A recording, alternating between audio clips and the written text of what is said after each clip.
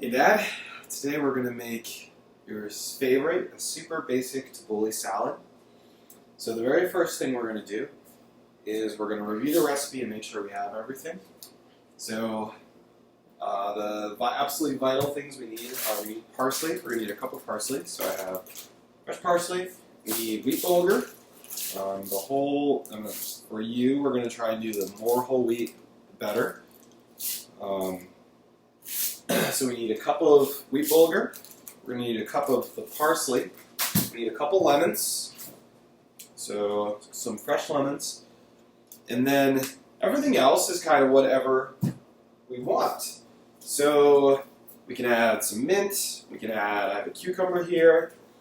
I have carrots here. Remember that it's actually already been cracked and steamed. So all that really needs to happen is we need to add it to boiling water, and it needs time to absorb that boiling water. And whenever we're cooking a grain, what's important is the ratio of the grain to the water. And the whole grains usually need more water than the whole grains, and more time to cook. So what I'm going to do is these are my measuring cups. I'm going to measure out 1 cup of wheat bulgur. It's actually a fresh thing here. So we got measure out 1 cup bulgur. So for a whole grain sort of situation, usually you want to add, it's going to be 1.5 to 2 times that much water. So my 1 cup of bulgur, I have 1.5 cups of water. So I'm just going to go right ahead. I'm going to put it in this pot. I'm going to put the heat on high, and if I cover my pot, it'll boil faster. So I'm going to cover it, and I'm going to set a timer for 10 minutes or something like that, and I'm going to walk away. I'm going to go. So while we're waiting for the water to boil, I'm going to prep the parsley, which is like the most important, with the bulgur, most important ingredient. So this is bagged, but you get it bagged, you get it fresh. Either way, we're going to want to wash it first. And pretty much every time we use anytime we're using fresh herbs or vegetables, we want to make sure we wash them first. So I'm just going to go through and rinse. That's good. And then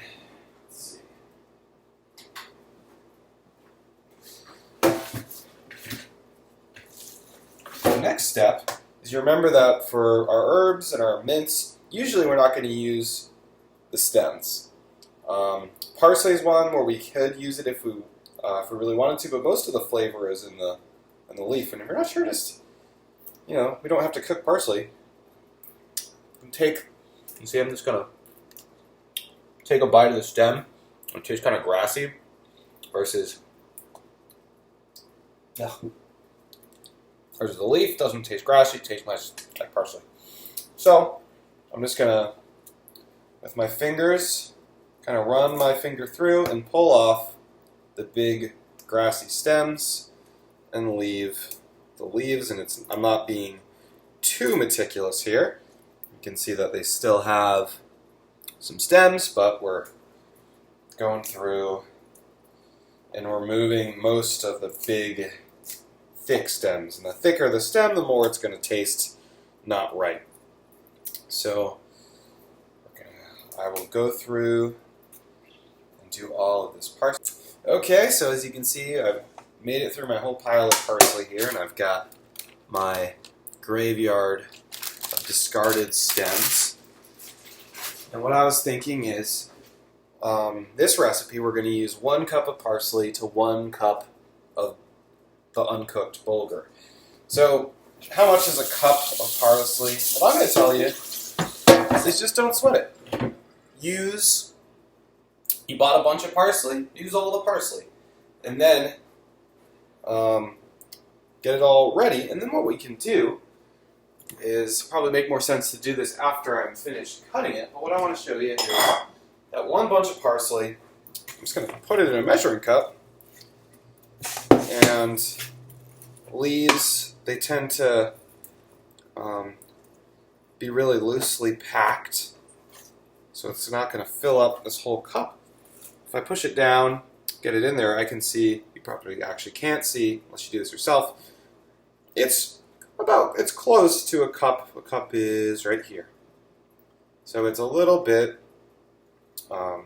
it's roughly a cup. I know it could be packed in tighter, probably a little less than a cup. But it's going to be one of those things where it doesn't need to be exact.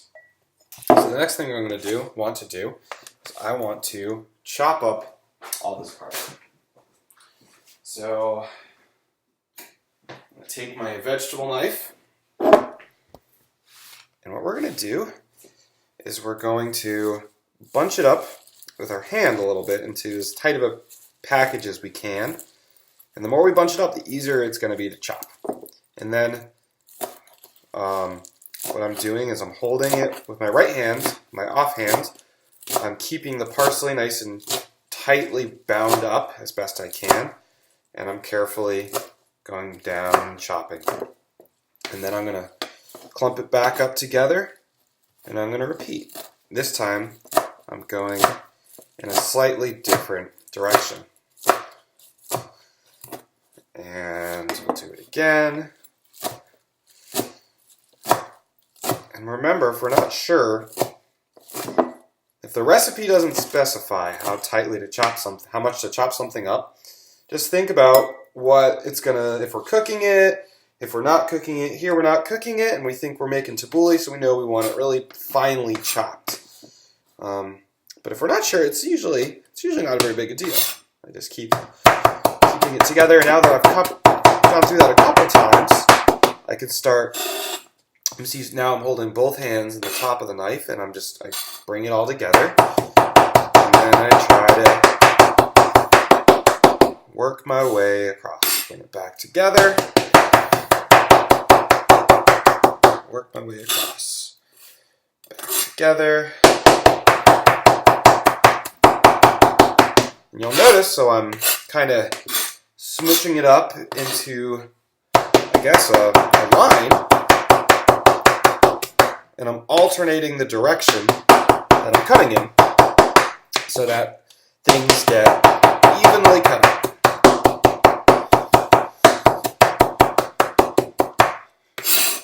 At this point, I'm pretty happy with that. It's probably pretty nicely cut up. So let's try and give you a look at that. You can see it's loosely chopped, but I didn't go overboard. You know, I'm trying, this is supposed to be an easy meal, so I'm not going to sweat it too much. I'm just going to get it close to where I think is good, and if there's still a few big pieces of parsley in there, that's fine. It's just going to remind someone that, hey, this is freshly made with whole parsley. I did this myself. So we've got the parsley done, the bulgur's heating up. So the next thing we want to do is we want to prep what other vegetables we're using. So I don't have any tomatoes. I think tomatoes would be great, but for tabouleh, we want to use vegetables we can eat raw, and we want to cut them up finely because we want the salad to have a very fine texture. So what is going to be great, and think of what would go in a normal salad. Lettuce, tomato, onion, peppers, broccoli, snap peas, all those things. If you wanted to and you have them, you can use them in your tabouleh. So you can look in the fridge and see what you have left over. That's pretty much what I did. And I saw that, okay, I have cucumber and I have carrots. So I'm going to start there. We're going to prep them up while the water's still heating up. So let's do the cucumber first. We're going to, I think, because I don't have tomatoes, I want something to kind of flesh out the salad, so I'm going to use this whole thing, this whole cucumber. Of course, it comes pre-wrapped, so we're just going to unwrap it.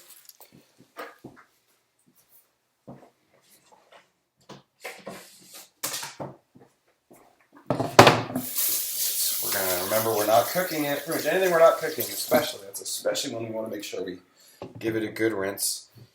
Again, we can choose to peel this, or we can choose not to peel it. And we know that usually, especially something like cucumber, the vitamins and minerals and stuff, those are mostly more in the skin than anywhere else. We're kind of, if you can stand the taste of the skin, you can stand the texture of the skin and what we're making, it's usually best to leave it. So what I'm doing is I'm just going to cut it into thin slivers, but I'm not worrying too much about how thin they are because there's always a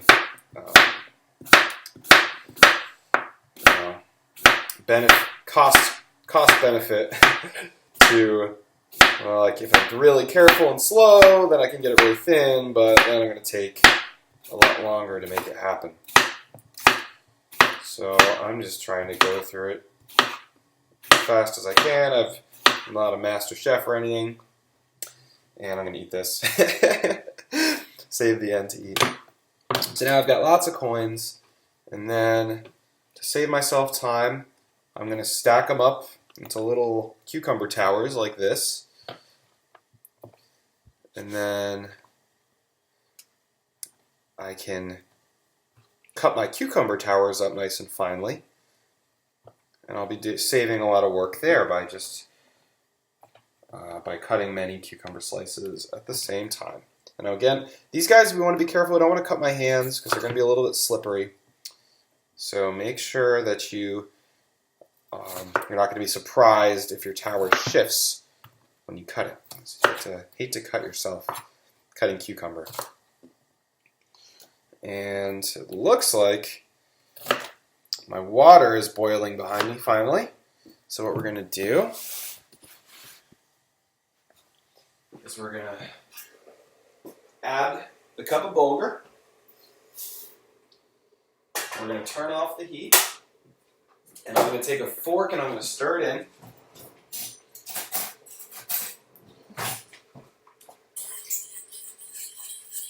At this point, I can choose to add something, a little bit of something to flavor it.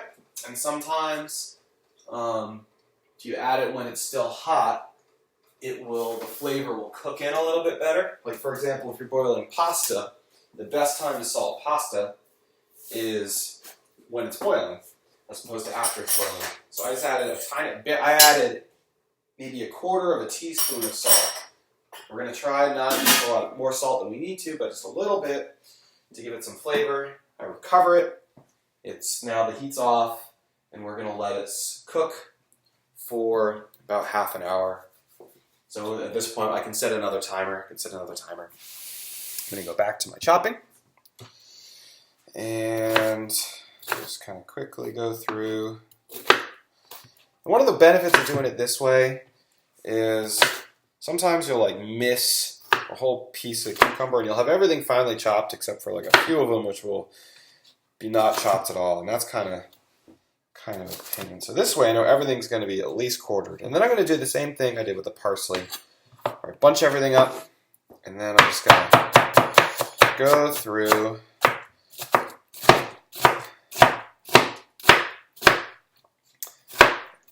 And so instead of doing all this knife work, we could just do it in a food processor. We could put it in a blender and kind of just do it for a couple of seconds so that everything doesn't get chopped up too finely. And if we're in a hurry, that's a totally fine way to do it. But I also think because we're just learning, we're just setting out, we're learning to cook, getting comfortable with our knife skills. If you have time to do it, you're not doing yourself any favors by taking shortcuts, because what we want to get good so that we can prepare meals quickly and without a lot of work, without taking a lot of time. And part of the way we're going to do that is by practicing everything, our knife skills and everything. So here, I probably could be cutting this up a fair amount finer, but at the same time, it's nice to have pieces, something to give the salad a little bit of heft.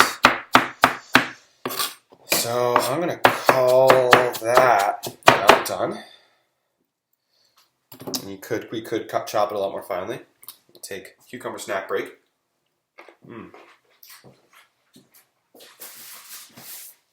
What I also have are carrots. So carrots are going to be a little bit firm for the salad. So I could either briefly cook the carrots, or I could be careful not add too much carrot, because I know it's going to be raw carrot's fine, right? We can eat raw carrot, but if there was a whole lot of it, it would kind of make it a bit of a chore to eat. So I'm just going to add, I have like a big and a small carrot. A lot less carrot than cucumber, what I'm doing here. So I'm going to rinse them off. And I personally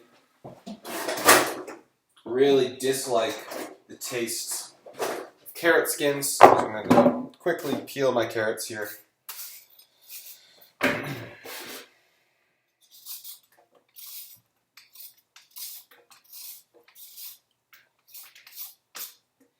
That's one.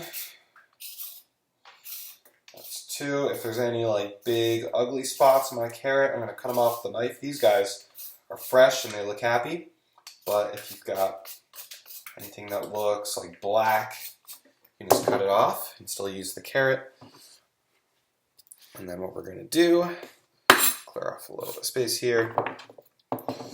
We're going to cut off the ends that have the stem. And then just like the cucumber, I'm going to cut it into slivers, or coins, I mean. Cut it into coins.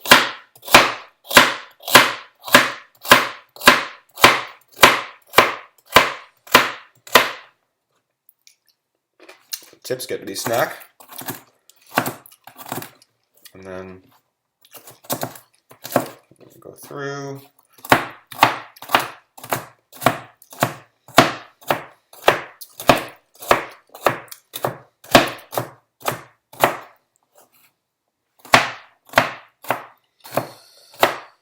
So depending on what you've got in the kitchen, what you're planning on adding, you could be done. Or maybe you've got some tomatoes you want to add. Maybe you've got that mint you want to add. Or maybe you've got some other vegetables like peppers that you want to do. And you can do those.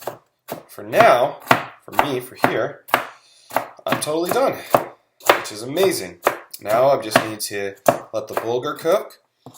And then I'm going to add it all together, add the lemon and the olive oil, salt, pepper, and we'll be done. Okay, welcome back. So our bulgur has cooked. I've checked it with a fork, and now it's nice and fluffy, and there's not any water left at the bottom of the pot. And I let my veggies strain in the colander in the sink so that it's not going to be too wet when we assemble it. So at this stage, all we have to do is I'm going to put all my veggies in the bowl.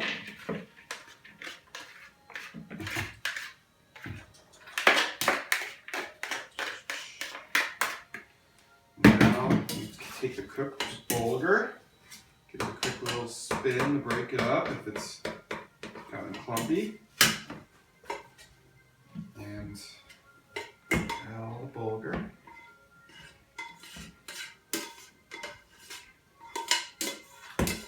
And then this is flavoring is really simple. All we're going to do is the recipe calls for 2 lemons for 1 cup of the bulgur. So I'm going to start with 1 just to see if we like how it turns out, and we have another if we want to use it. And what I'd like to do is I like to use a little fork and wiggle it around in there as I'm squeezing it. And that makes sure I get all the lemon juice out of here that I can. That's 1/2. Do the other.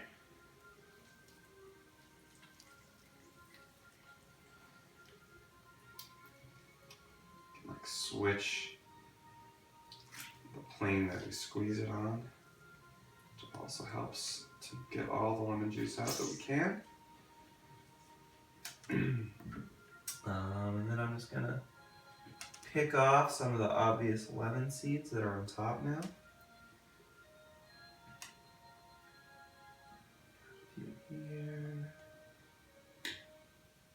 if a couple stay in, it's not a big deal.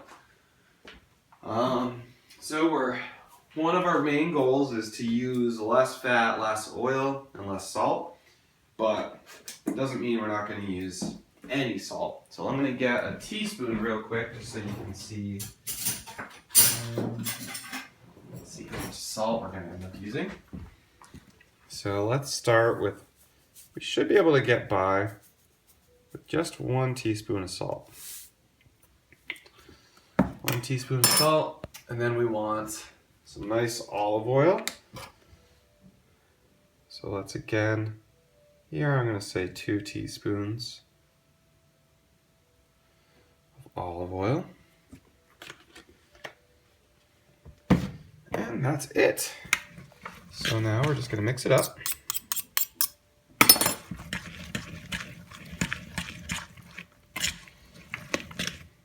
I want to break out these clumps of the bulgur if I can.